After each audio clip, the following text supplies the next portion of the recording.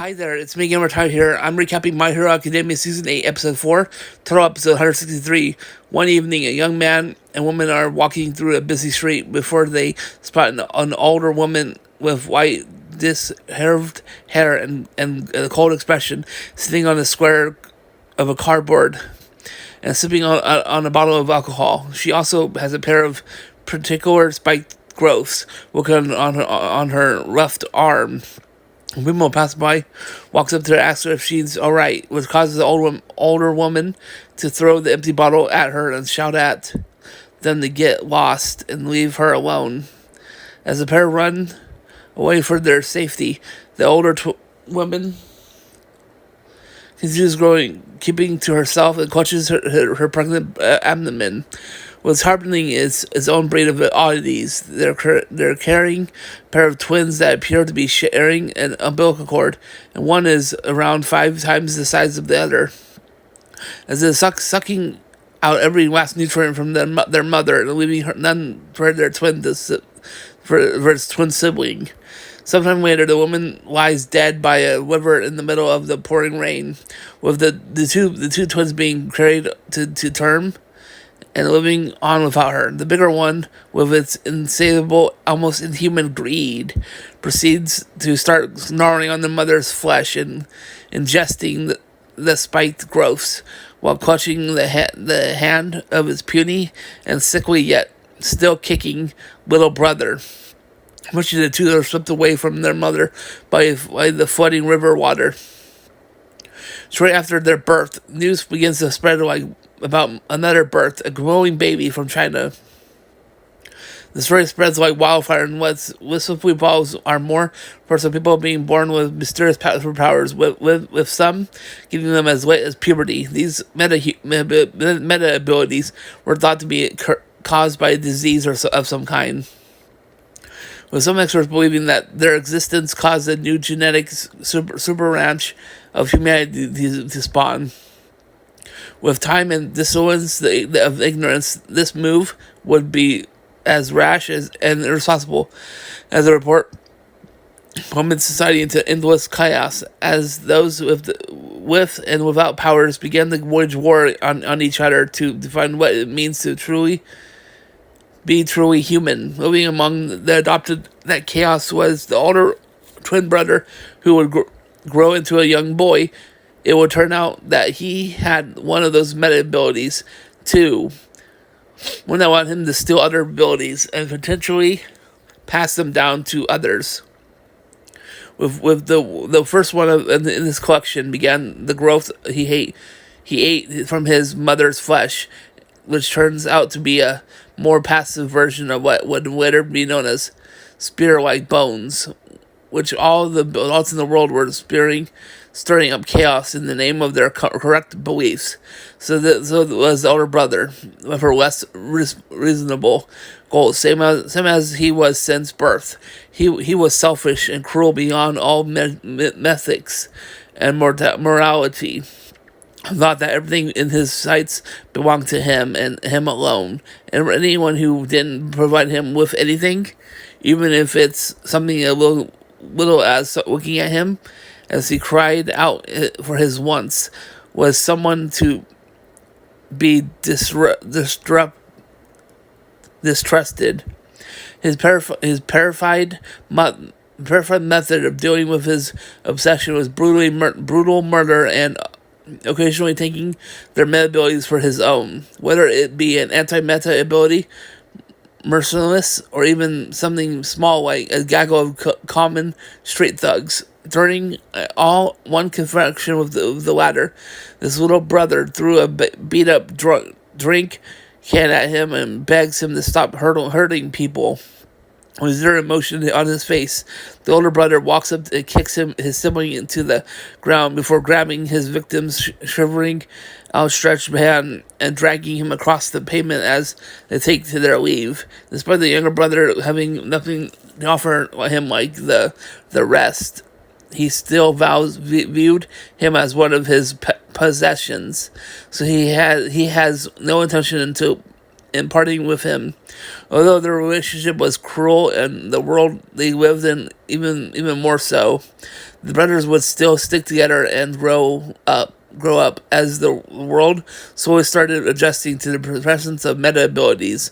One day, the younger brother is reading a stack of books, and the older brother asks him what he's reading, and why didn't he tell him personally about it.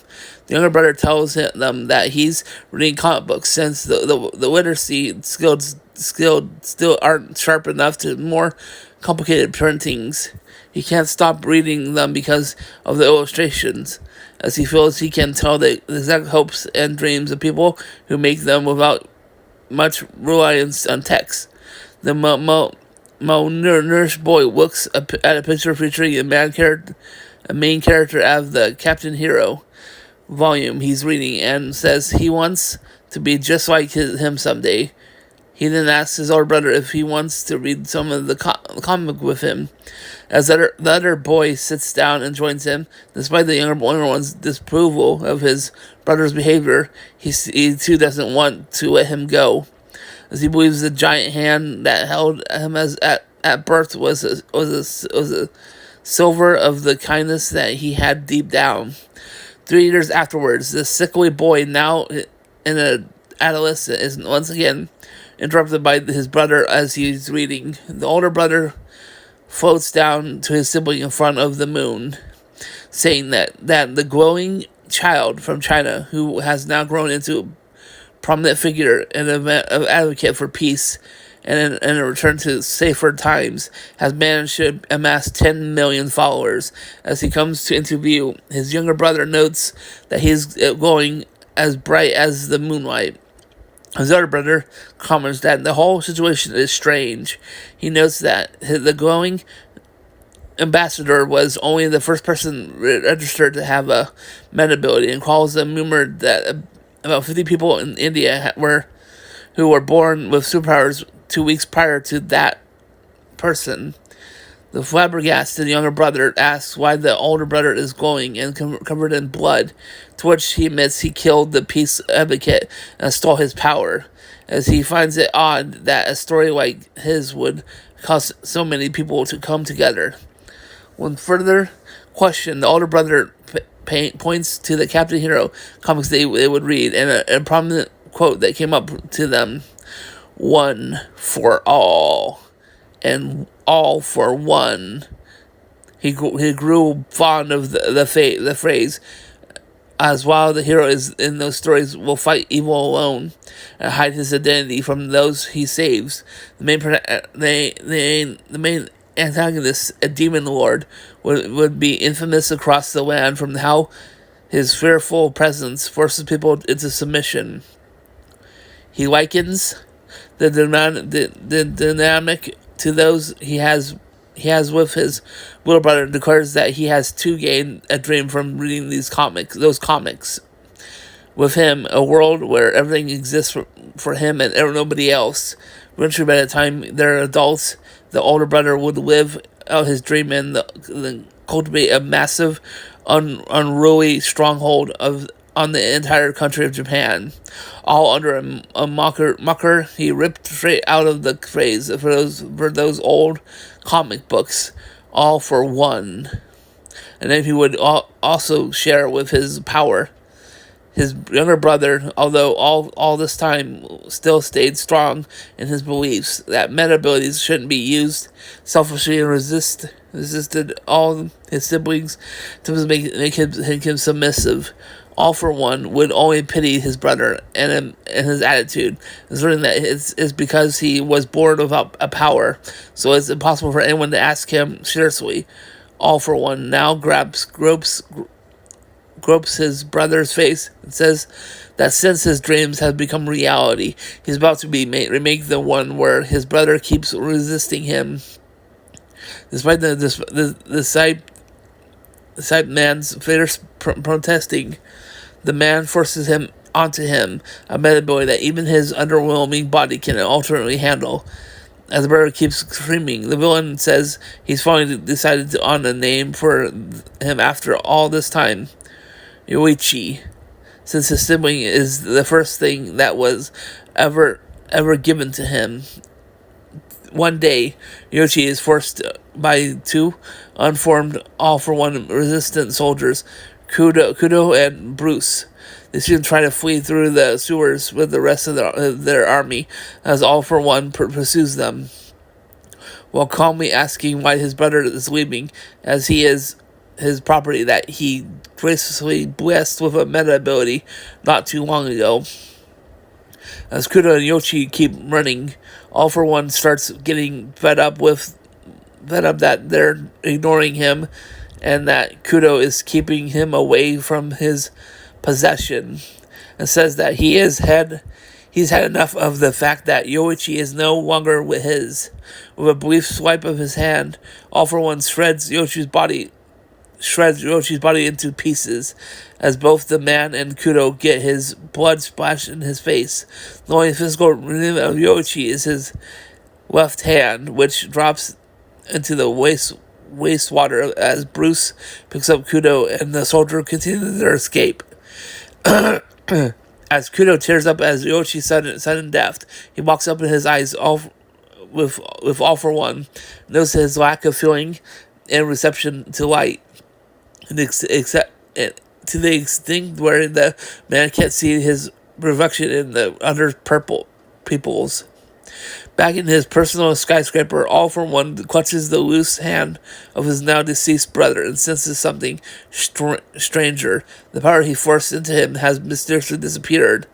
He instantly confirmed Yoshi had no meta ability by using his own collection of them. Assumed at some point in his life he stole it from him without noticing. However, it turns out that Yoshi did have a power, but its factor was so small and weak, likely disqualified from his host's malnutrition, that his older brother didn't know it existed until he performed a more rigorous extermination, where he then wonders if his brother's secret ability activated somehow before his death, and soon realized that Yoruichi's original ability absorbed the factor and transplanted it into him in order to strengthen itself. To his surprise, the essence of his brother's lives lives on in another person. Meanwhile, Kudo and Bruce come to a similar conclusion after the latter ran such as on his leader. Following some complaints that his body began feeling odd after their last run in with All for One. Bruce tells Kudo that his body now possesses two unique meta ability factors: his original meta ability and Yoichi's weaker one. Kudo then stares at his hand and realizes that Yoichi's will is part of him now. As both men brood, they recall their own unique perceptions of the ill-stricken man. Kudo sees him as the strong-willed person who wants to stop his brother and make him up for his own failed efforts to do so. And All for One as a sickly yet obedient family member that believes he has some good in him deep down, and once said that a meta ability like All for One could be the kindest power in the world with how much it could help others. With time, All for One's influence and followers kept growing to astronomical propagations. But the one unchanging constant in his life would be the miracle in what Yoichi passed on to Kudo. Even the man killed the soldier, his entire bloodline, and everyone who was remotely close to him, tears tears in his eyes. The last spiritual scrap of his brother would be the one thing he couldn't manipulate into his hands, which drove him mad when he found out that the ability would be named One for All was passed down to Bruce. After All for One would find nothing to steal before killing him. Once he tried the same, eventually the fifth user, Daigoro, the quirk somehow strengthened to the point where it couldn't be forcefully stolen, and it too was managed to be passed on before the man's death. The same applied to the fifth user, N. And even after getting his arm chopped off and his entire his body cleaved in two by the villain, the man managed to pass one for all in his dying breath down to the sixth user, Nana. The chase likely would have ended earlier thanks to his battle with the self-user, All Might. After the symbol of peace punched his head into the puddle of blood and Vizkira, if not for the divine medical invention of the time turned ally Dr. Kurigari in his losing fight with Dynamite. He can't help but claim all this failure and running around was and still is at the hands of Kudo. The boy was fighting couldn't help but remind that thanks to his resemblance and near identical willpower of the soldier, more than aware that he's running out of time to transfer his quirk stockpile into Tomura. All for One decides to combine the weaponize every single quirk stored in his body while saving just enough energy to complete his plan.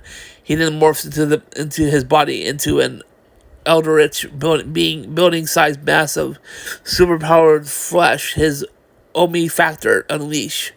The villain proceeds to charge a massive amount of energy to propel himself forward with All Might and edge shot, noticing that using this much power will rewind him back to a baby.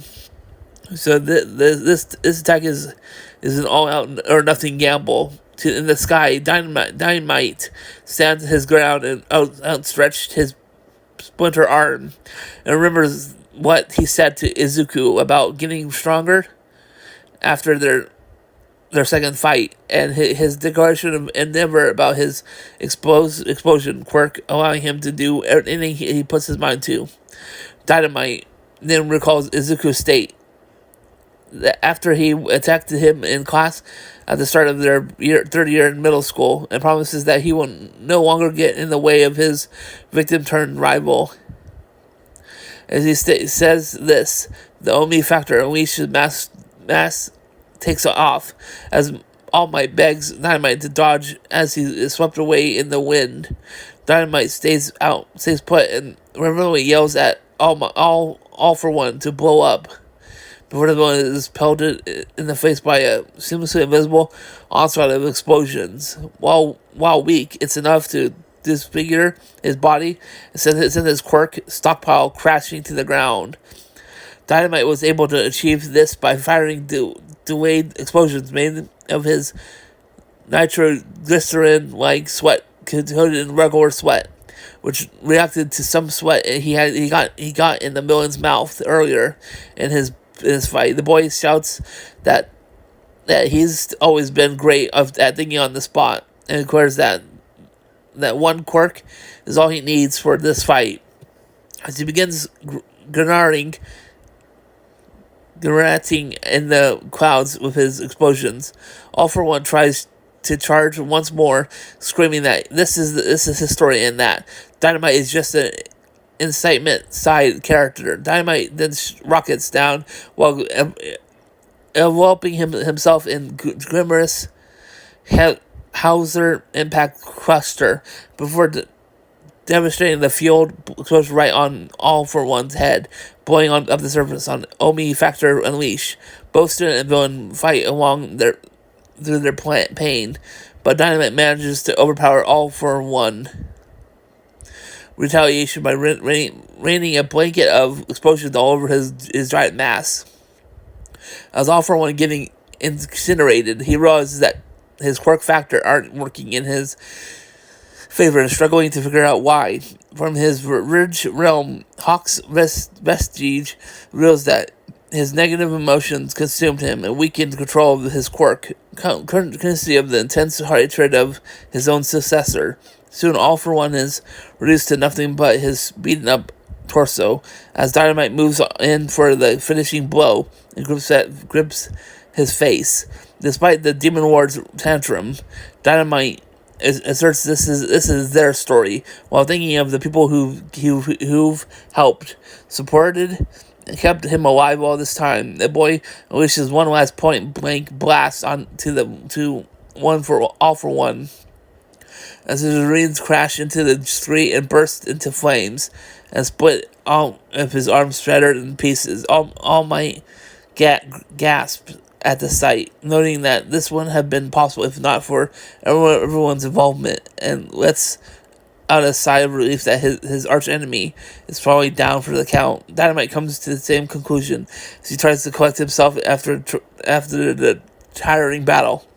Apparently, All for One is still alive and growling in a dark pursuit of all one for all, and his brother's essence. And just as All Might predicted, the fighting and the recoil was rewound him down to a sniveling infant. Dynamite leads and tries to finish him off, but unlike the villain, his strength is completely snapped, and it's a massive undertaking to even stand on his 2 feet. In his mind, All for One tells the kid to move, and as much as Dynamite wants to rest, he keeps standing and maintaining his ground, as well as not over yet until victory is formally spelled out. Frustrated, All for One fires a spear-like bone from his mouth and aims directly towards Dynamite's face, only for the hero to catch and deactivate it with his teeth. With that, All for One starts rapidly rewind as he curses himself for acting on emotion, with his stolen quirk factor going along with him. Soon he can only mentally scream in defiance as he regards to a fetus, down to a zygote, and eventually to a massive light that pathway plunks into the dirt and dissipates into nothing. With the battle truly over, Dynamite two conclusions on the collapses on the ground, raising his unbroken arm in victory, although regretful that he can't stay up like All Might would. Thinking of his much-needed rest, the fate of the war between heroes and villains now lies solely on Deku and Tomura, as Dynamite tells his classmate to give his opponent hell. Please subscribe, help reach 1,000 plus subscribers, watch the videos fully, helps increase the watch hours of 4,000 plus, and help fund the channel by donating monthly on the Patreon page at $8 a month, with 4 plus posts per month, or $3 per post, or one-time donation on the Ko-Fi page. Have a blessed day. See you on the next video visit. But for now, bye.